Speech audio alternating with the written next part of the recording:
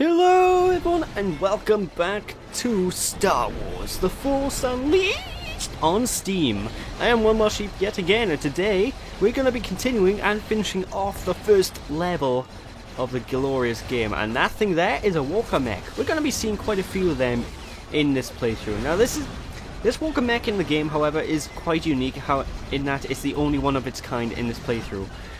Basically what he does, he picks up thingies, he throws thingies at you. Bob's your uncle. You can either throw them back at him and try and just destroy him that way, or you can go up to him and try and melee his legs.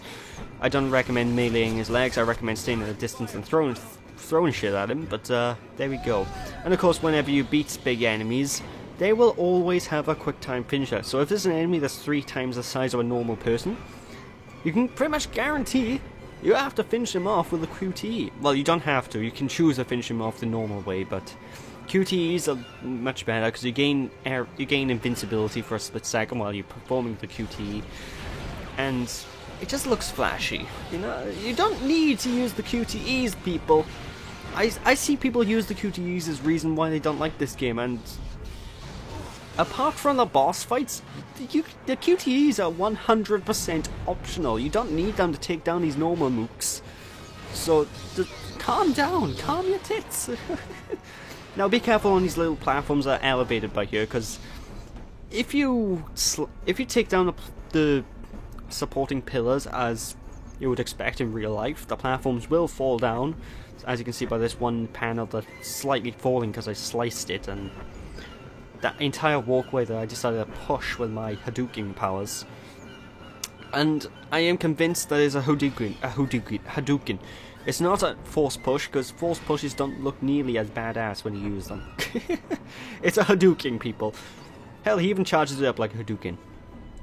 I guess he also charges up the same way as a Kamehameha wave from Dragon Ball, because they are charged up the same way. But the difference is, Kamehameha waves are NG waves, you know, the Hadoukens are NG blasts. One's a beam, one's a ball. Oh, this looks like a giant conflict. Time to wreck everyone's shit. I just love the fact, though, that you have no allies in this, because you go into a room with everyone fighting, and then the people are conflicted. Should they attack the ultra hyper mega powerful Sith Jedi person, or fight the people they're meant to be fighting? Because, you know. But wait, picking up the Sith Hologron in this room, which is the red glowy power up, you'll gain unlimited force powers. Unlimited cosmic powers. Itty bitty living space. But I digress. Anyway, this by here is a very annoying sequence that I really hate doing. Now, what the game expects you to do, I believe, is slot one of these TIE Fighter wings into that little slot. But there, you know, the little crevice. I don't recommend you doing it that way, though. Do it the way I'm gonna do it now, which is the lazy way, which is using the force powers to push up and then just drop it on top of the crevice. That way you'll be able to platform on it. It's not what the developers wanted you to do, but it works, so I'm happy enough doing that. And there we go, 1,000 force points. Alright. Now there is a way to sort of move objects. You know, move the objects so you can actually turn them whenever you're using your force grabby abilities, but for the life of me, I can't remember how to do it, and I've only ever done it, like, when I first played the game on the original Xbox 360 version. So yeah, if anyone knows how to do that, please tell me, because it's a neat little feature that you can turn objects, but then again, now that I think about it, it's kind of pointless. Either way, we're coming up to quite an interesting little area in this first level, because this next area is actually a TIE Fighter production facility. Now, for those of you who aren't very big in your Star Wars lore, TIE Fighters are the main, like, they're like the, you know how the army has like the Air Force here, right? The TIE Fighters are basically the Air Force for the Empire, so they're the bad guys' ships, you know, they're the things with a circular ball and 2 wings. But yeah, this is an interesting little area, because you can actually pick up the parts of the TIE Fighters that are just sort of chilling.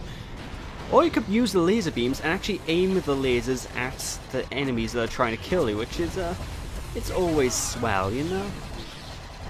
Of course, later on you're going to see a lot more variety with my attacks, because I'm going to have a lot more moves than just standard mash the X button to win, because that's all this game is right now. It's just push X to win and occasionally push B. Or if you're really smart about going through the game, the easiest way to do it is push RT to win, because using your basically using your force moves like that is how you win this game. I'm dead serious. If you want to play the game as a beat 'em up, go ahead, but it's harder. Like, I'm playing this as a pseudo beat 'em up, so I'm using the force powers along with the, you know, I'm using the force powers like an extension of my abilities. But realistically, if you want an easy time getting through this game, just use the force. You'll never lose unless you're on a boss fight, in which case you can't really abuse the force powers all that much, which is quite devastating. But anyway, like I said, those laser beams, amazing things, because you can actually use those lasers and, well, shoot the enemies with the laser beams. It's something delicious, I'll tell you that much. But anyway, oh my god, I just threw the plug at them. That is what I like to call shocking. Oh, I'm so sorry. I tried to force the pun to stay in, but it didn't work. Get it? Force it to stay in? Cause I'm on a roll.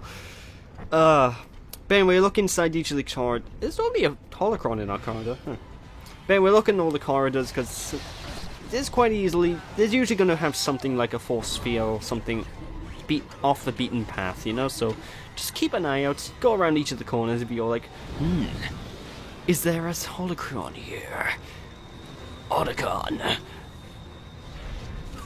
There we go, Solid Snake in actually, I'd play that, Solid Snake in Star Wars. I would play the shit out of that. You know, just use cardboard boxes as like a stealth move. And then you just be like Solid Snake pushing people away, you know? Honestly, that would be pretty amazing. Kojima, make a deal with Disney and make that a thing. Because I keep forgetting that Disney owns Star Wars now, and it kind of, in a way it makes me happy, in a way it distresses me. It makes me happy because, yay, more Star Wars stuff, but it makes me sad because it means, no, more milking of the Star Wars stuff where they're gonna rush things. Anyway, it's about time we go to the boss fights, but first, we upgrade! Because the first boss fight of the game, again, still, well, the second boss of the game, the first boss was technically the boss fight we fought earlier. He's still pretty easy to take down for the most part, but you know, you gotta get yourself ready, because remember, you're not the powerful god that you were when you're playing as Vader. You were just a wee person, a wee lad, chilling out. Anyway, if you want to use that Sith Saber Flurry, it's quite an interesting move. You have to time your X button attacks, and it does about the same damage as your normal combo. It just sort of takes a little bit longer and it's a little bit flashier, so I guess you could use that if you want. But anyway, up we go! Yay! That's a nice view.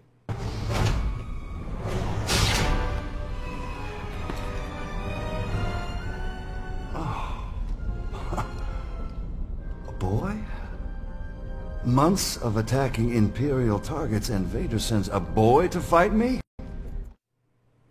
Well, that boy is about to show you why the younger generation is superior.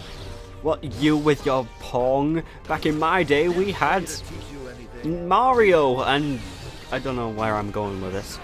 But anyway, like I said, this boss fight is a little bit more tricky than the first one, but if you stick to the same sort of tactics and just keep wailing on him as much as you can, he's going to be pretty easy to take down. Now, whenever he gets his green force shield on him, he's going to do a slam attack, which, as boss fight rule, if you're a cutscene. You're stronger than I thought, but I can't let you live, boy. I'll be sure to send your ashes back to Vader.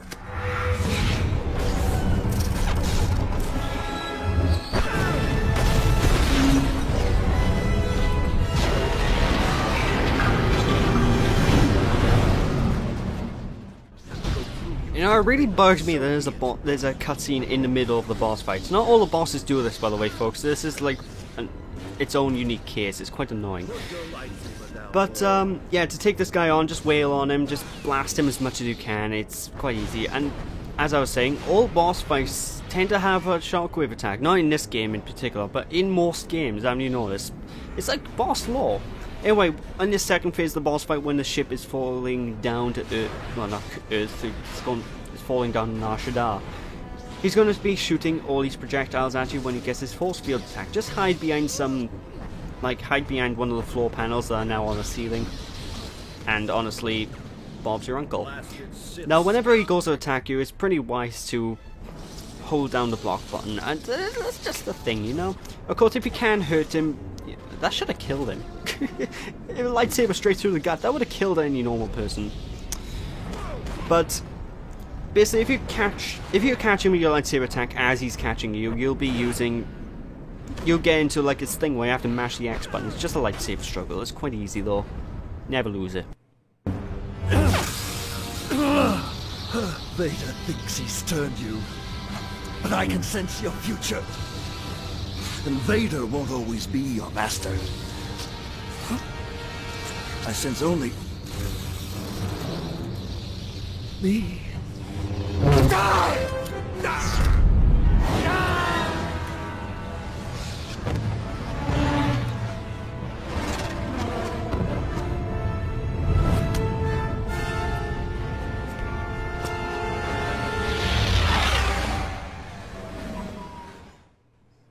Crazy sucker. I wonder what he meant by that. Well, we'll find out shortly, I suppose. Nah.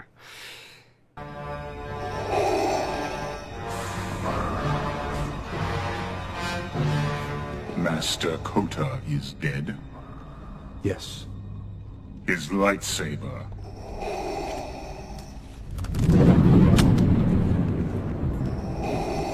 My spies have located another Jedi. Kazdan Paratus is far more powerful than you. I do not expect you to survive. But if you destroy him, you'll be one step closer to your destiny. The Emperor. Yes. Only together can we defeat him. I will not fail you, my master.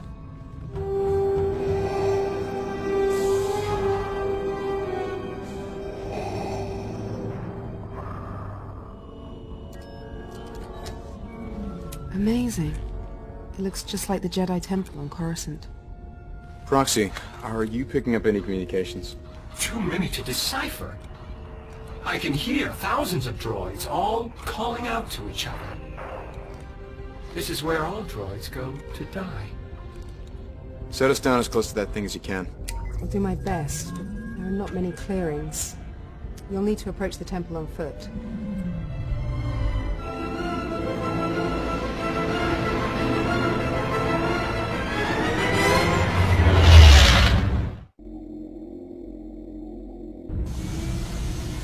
I'm returning to low orbit.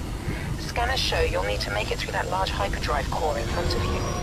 Once on the other side, you should be able to reach the Junk Temple. Good luck.